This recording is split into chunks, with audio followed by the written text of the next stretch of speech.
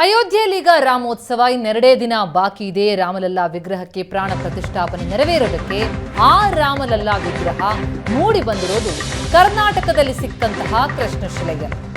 ಮೈಸೂರಿನ ಹಾರೋಹಳ್ಳಿಯಲ್ಲಿ ರಾಮನ ಹಬ್ಬ. ಶಿಲೆ ಸಿಕ್ಕಿದ ಜಾಗದಲ್ಲಿ ಶ್ರೀರಾಮನ ಭಕ್ತರಿಂದ ಪೂಜೆ ಪುನಸ್ಕಾರಗಳು ನೆರವೇರ್ತಾರೆ. ರಾಮಲಲ್ಲಾ ಮೂರ್ತಿ ಸಿದ್ಧವಾಗಿದೆಯಲ್ಲ, ಅದು ಸಿಕ್ಕಂತಹ ಶಿಲೆ ಸಿಕ್ಕ ಜಾಗ, ಆ ಜಾಗದಲ್ಲೀಗ ಮಂದಿರ ನಿರ್ಮಾಣ.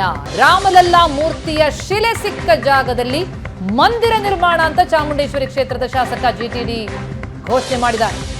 ಜನವರಿ 22ರಂದು ಶಿಲೆ ಸಿಕ್ಕ ಜಾಗದಲ್ಲೂ ಭೂಮಿ ಪೂಜೆ ಮಾಡ್ತೇವೆ ಅಂತ ಘೋಷಣೆ ಮಾಡಿದ್ದಾರೆ. ಜನರ ಬಳಿ ದೇಣಿಗೆ ಸಂಗ್ರಹಿಸಿ ಮಂದಿರ ನಿರ್ಮಾಣ ಮಾಡ್ತೇವೆ. ಜಮೀನು ಮಾಲೀಕ ರಾಮದಾಸ್ ಮಂದಿರ ನಿರ್ಮಾಣಕ್ಕೆ ಒಪ್ಪಿದ್ದಾರೆ. ಜನವರಿ 27ಕ್ಕೆ ಅರುಣ್ ಯೋಗಿರಾಜ್ ಮೈಸೂರಿಗೆ ಬರ್ತಾರೆ ಎನ್ನುವ ಮಾಹಿತಿಯನ್ನ ನೀಡಿದ್ದಾರೆ.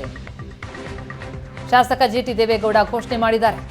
ಮಂದಿರ ನಿರ್ಮಾಣವಾಗಲಿದೆ ಎಂದಿದ್ದಾರೆ. ಕರ್ನಾಟಕದ ಶಿಲೆಯಲ್ಲೇ ಮೂಡಿ ಬಂದದ್ದು ರಾಮಲಲ್ಲಾ ವಿಗ್ರಹ. ಆ ಶಿಲೆ ಸಿಕ್ಕಂತಹ ಜಾಗದಲ್ಲಿ ಈಗ ಮಂದಿರ ನಿರ್ಮಾಣವಾಗಲಿದೆ. ಅಯೋಧ್ಯೆಯಲ್ಲಿ ರಾಮ ಮಂದಿರ 22ನೇ ತಾರೀಕು ಏನು ಪೂಜಾ ಕಾರ್ಯಕ್ರಮ ನೆರವೇರಿಸ್ತಾ ಇದ್ದಾರೆ, ರಾಮ ಮಂದಿರ ಉದ್ಘಾಟನೆ ಆಗ್ತಾ ಇದೆ.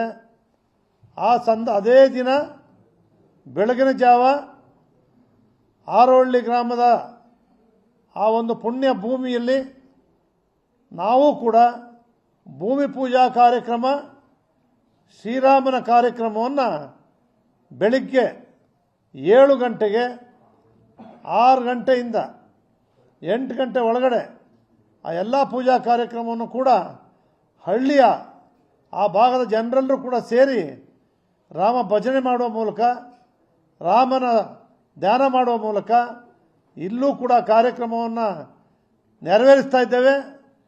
ರಾಮ ಮಂದಿರ ಕಟ್ಟಲಿಕ್ಕೆ ಇಲ್ಲಿ ಎಷ್ಟು ವರ್ಷ ಬೇಕಾಯಿತು ಅಯೋಧ್ಯೆಗೆ, ನಾವು ಅದೇ ರೀತಿ ಎಲ್ಲ ಜನಗಳಿಂದ ದೇಣಿಗೆಯನ್ನು ಪಡೆದು ಎಲ್ಲರ ರಾಮ ಮಂದಿರವಾಗಿ ಅದನ್ನು ಕಟ್ತಕ್ಕಂಥದ್ದನ್ನ ಮಾಡ್ತೇವೆ. ಅದೇ ಜಾಗದಲ್ಲಿ ಕಟ್ತೇವೆ. ಅದೇ ಜಾಗದಲ್ಲಿ ಶ್ರೀರಾಮ ಮಂದಿರವನ್ನು ನಿರ್ಮಾಣ ಮಾಡ್ತೇವೆ. ಅದಕ್ಕೋಸ್ಕರ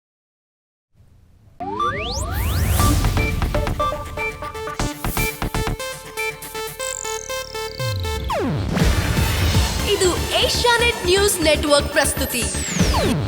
ನೀವು ನೋಡ್ತಿದ್ದೀರಾ ಏಷ್ಯಾನೆಟ್ ಸುವರ್ಣ ನ್ಯೂಸ್.